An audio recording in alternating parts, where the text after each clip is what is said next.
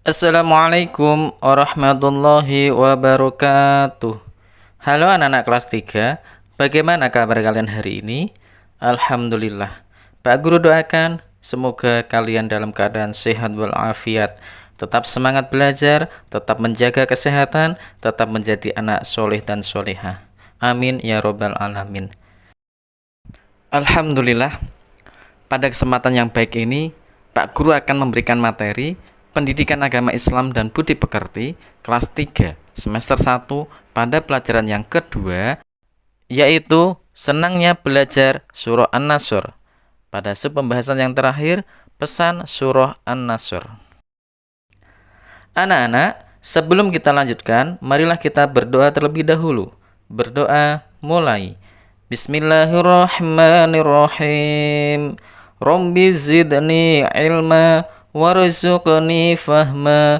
Amin ya rabbal alamin.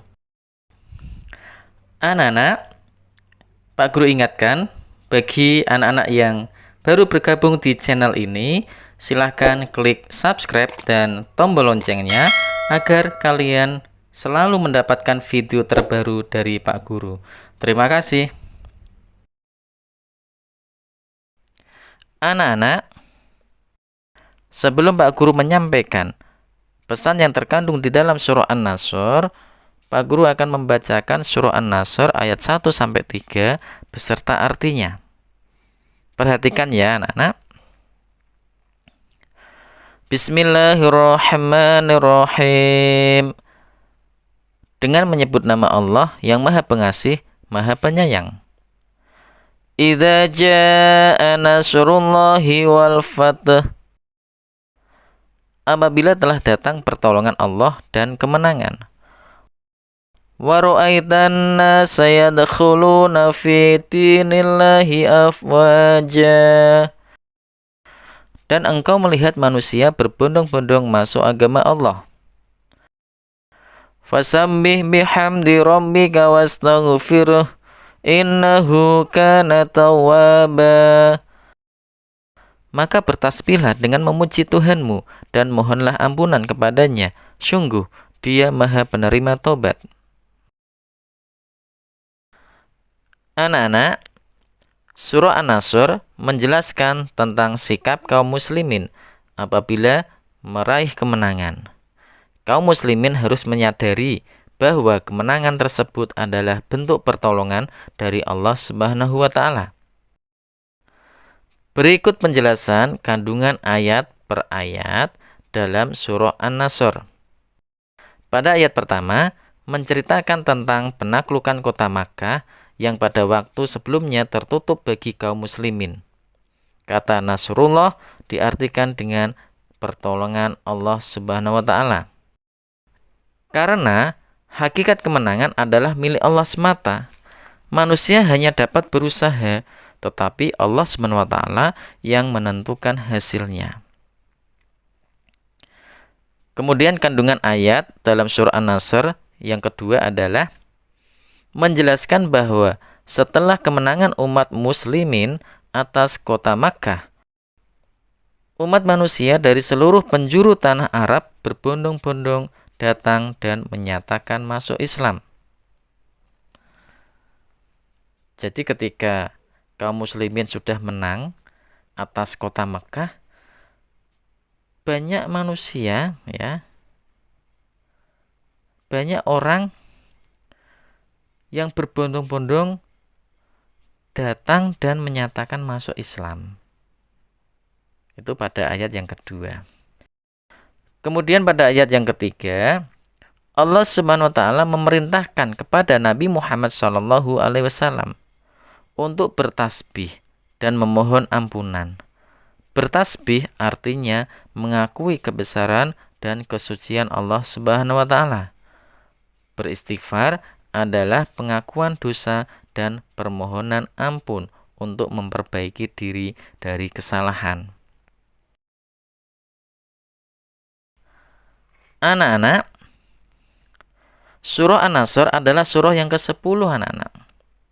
Anak-anak, surah An-Nasr adalah surah yang ke-110 dalam Al-Quran.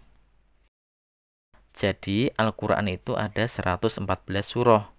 Dan surah An-Nasr ini menempati surah yang ke-110. Surah An-Nasr terdiri atas 3 ayat. Nama An-Nasr diambil dari kata Nasr yang terdapat pada ayat pertama surah An-Nasr. An-Nasr artinya pertolongan. Surah An-Nasr ini menceritakan tentang kisah kemenangan kaum muslimin atas kaum Quraisy dalam peristiwa Fathul Makkah. Kemenangan tersebut merupakan janji yang diberikan Allah Subhanahu wa taala kepada Nabi Muhammad SAW dan kaum muslimin. Dari apa yang sudah Pak Guru sampaikan tadi, ya, pokok-pokok isi surat An-Nasr adalah sebagai berikut. 1. Pertolongan Allah Subhanahu wa taala akan datang dan Islam akan mendapatkan kejayaan.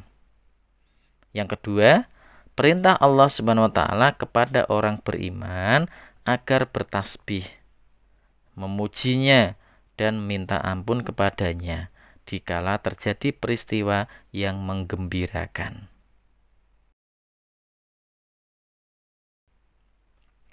Anak-anak, setelah mempelajari pesan yang terkandung di dalam surah An-Nasr, sikap kalian adalah kalian harus selalu bersyukur kepada Allah Subhanahu wa taala apabila mendapatkan kegembiraan, apabila mendapatkan kebahagiaan. Jadi ketika anak-anak mendapatkan kebahagiaan, kegembiraan, ya kan, mendapatkan nikmat dari Allah Subhanahu wa taala, maka yang harus dilakukan adalah anak-anak harus bersyukur kepada Allah Subhanahu wa taala dengan memujinya, dengan bertasbih, dengan mengucapkan hamdalah, alhamdulillah. Gitu ya anak-anak ya. Alhamdulillah.